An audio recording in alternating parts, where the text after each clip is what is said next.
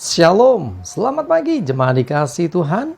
Kita kembali lagi berjumpa dalam renungan pagi.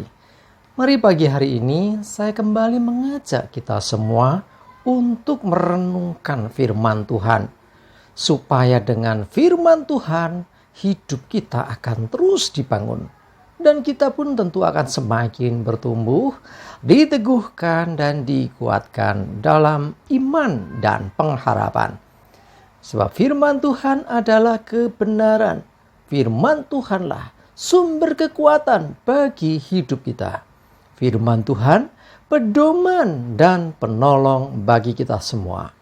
Dan bahkan firman Tuhan jugalah yang akan senantiasa menuntun kita dan menerangi setiap langkah hidup kita. Mari jemaat dikasih Tuhan, sebelum kita merenungkan firman Tuhan, mari kita akan berdoa terlebih dahulu. Bapa di surga, kembali lagi pagi ini kami datang ke hadirat-Mu. Kami naikkan segala puji syukur kepadamu atas segala kebaikan-Mu ya Tuhan dalam hidup kami. Atas begitu besar kasih setia-Mu ya Tuhan. Begitu besar rahmat dan anugerah-Mu. Segala berkat dan kemurahan-Mu, perlindungan-Mu, penyertaan-Mu, pertolongan-Mu, dan juga bahkan pemeliharaan-Mu atas seluruh hidup kami. Terima kasih ya Tuhan. Pagi hari ini kembali lagi kami akan merenungkan firman-Mu. Mari Tuhan singkapkan dan nyatakan kebenaran firman-Mu. Dan Roh Kudus urapilah kami semua ya Tuhan. Sehingga kami bisa menangkap apa yang menjadi pesan Tuhan bagi kami. Dan kami mengerti akan kehendak-Mu, serta melakukan kebenaran firman-Mu di dalam hidup kami. Terima kasih ya Tuhan. Di dalam nama Tuhan Yesus kami bersyukur dan berdoa. Amin. Mari jemaat dikasih Tuhan, sama-sama kita akan buka Alkitab kita. Renungan pagi hari ini saya ambilkan dari Lukas 4 ayat 13. Saya bacakan. Sesudah iblis mengakhiri semua pencobaan itu, ia mundur daripadanya dan menunggu waktu yang baik. Jemaat dikasih Tuhan, kita tahu Tuhan Yesus pernah dicobai iblis 3 kali. Dengan pencobaan-pencobaan itu, iblis gagal. Jadi tidak ada satupun yang bisa menjatuhkan Yesus.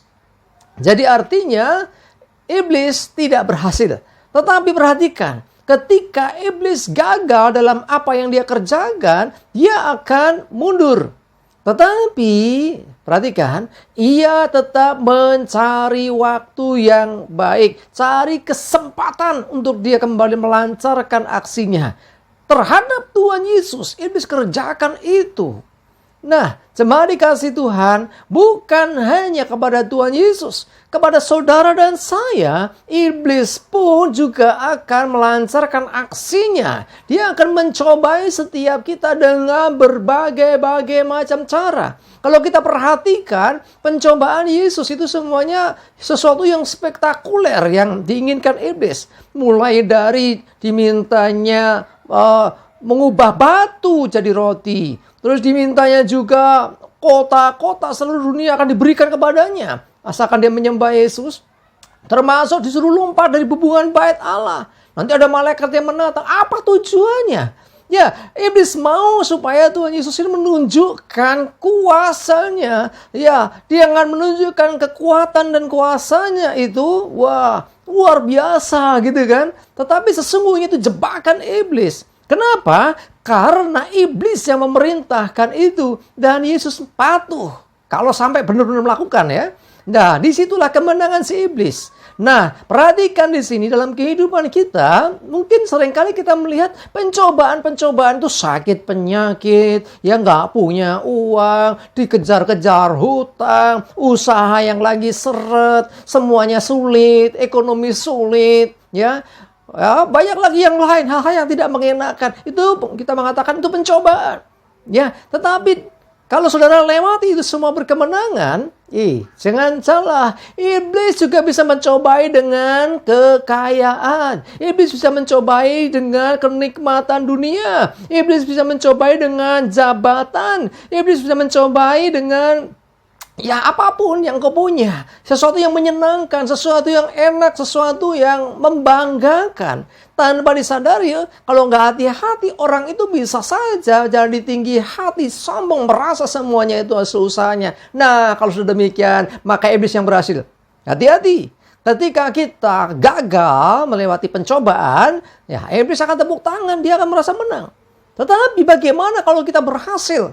Artinya, kita tidak merasa tinggi hati, nggak sombong, kita tetap rendah hati, diberkati, tetap rendah hati, tetap mau berbagi, tetap peduli dengan orang lain. Ya, waktu mengalami kesusahan, waktu punya masalah, tetap berdoa, tetap setia kepada Tuhan.